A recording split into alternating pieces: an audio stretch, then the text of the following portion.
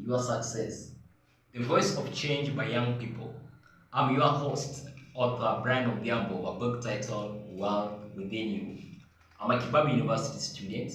My social media brand name is Dr. Brian Motivator. It's such a beautiful weekend with a beautiful guest. Kindly introduce yourself.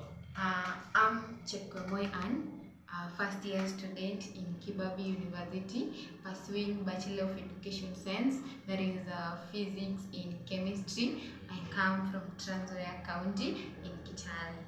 Was it your dream, Anne, that one day you'll be at university? That one has always been my dream. I've been yearning to go to university, particularly Pwani University, but in God's grace, He has done it until I'm here. Thank you, and it's a pleasure to have you here at Kibabi University.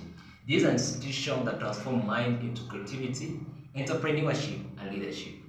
My guest, Anne, why you like to be born in this family being fed with a silver spoon? When I was born, when I was young, our family used to have good times. Like we used to have a life that you can wake up in the morning, you get tea with bread, the peanut butter, the Wow. blueband, all those things. Sweet life. Yeah.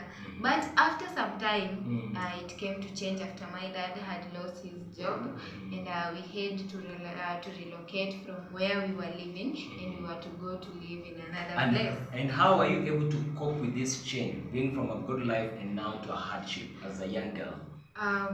With me, I had just to accept it because I believe that change is inevitable. So I used to tell myself that because this change has come, I have to accept it. Then I had to tell myself that I'm again working to bring another change, so that I change our life, I change our background again to the What better. a great motive. As a student, what has been your worst moment in school or in education? My worst moment in school is when we relocated. Now I was in class 8.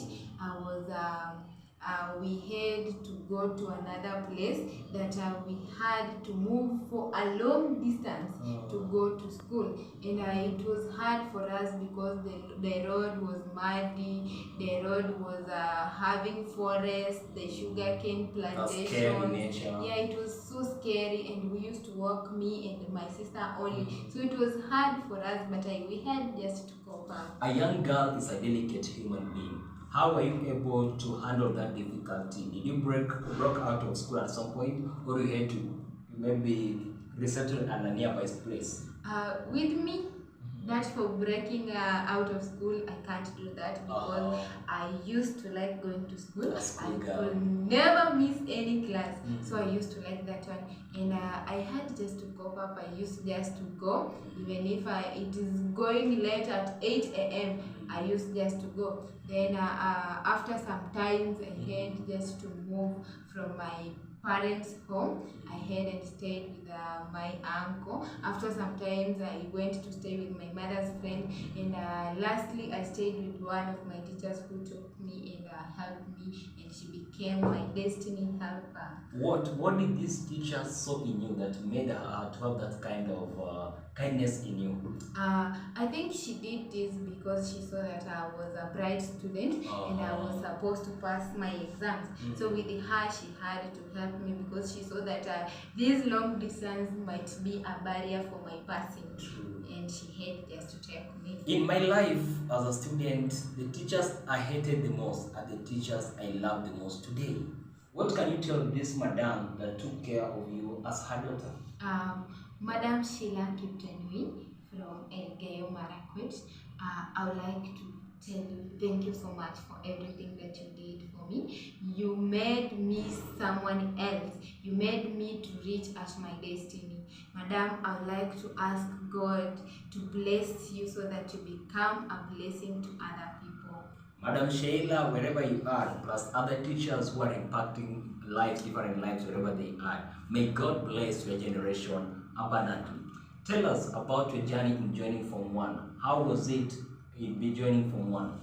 My journey in joining Form 1, I can say it was a bit tough because at that time my parents did not have money to take me to school, and I had to stay home for about 3 weeks before joining to school, and I had to join to school without a school uniform. I just joined with my primary school uniform, and going there, one of my teachers again just saw, and she had to help me to buy me some shirts, and she had again to give me some money to buy shoes, and I was grateful, and I told myself that I need to work hard so that I get to pay these people.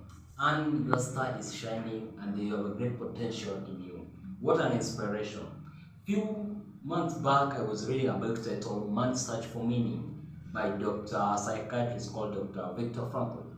And from the greatest lesson I learned from that book is that circumstances, difficulty never breaks a man. They reveal a man and they make that man to become a giant.